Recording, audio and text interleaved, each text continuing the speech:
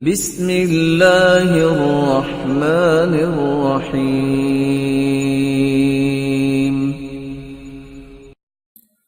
آج میں باپ ہونے کی حیثیت سے سوچوں کہ میں نے اپنی بیٹی اور بیٹے کو پڑھایا کیا؟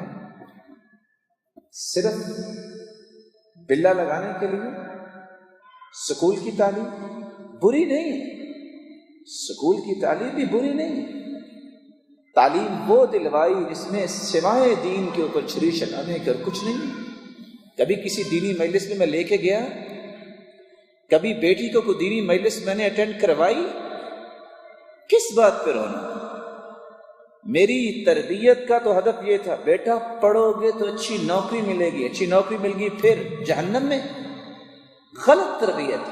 بیٹا پڑھو گے تو گاڑی ملے گی، گاڑی مل گئی پھر نتیجہ جہنم میں، اور نماز بھی کوئی نہیں۔ تربیت کا مفہوم ہی ان کے ذہن میں نہیں ہوتا۔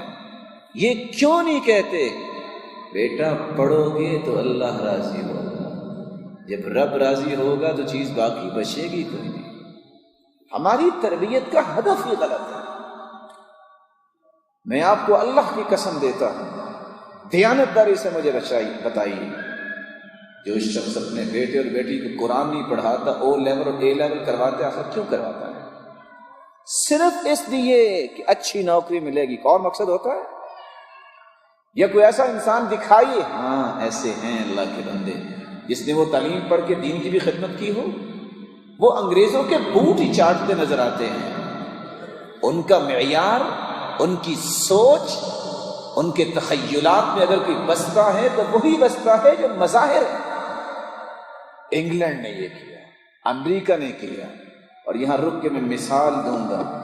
منہج کی خرابی یہ ہے کہ ہم مظاہر پہ ایمان لانے والے، ہم ایمانیات پہ توجہ دینے والے نہیں۔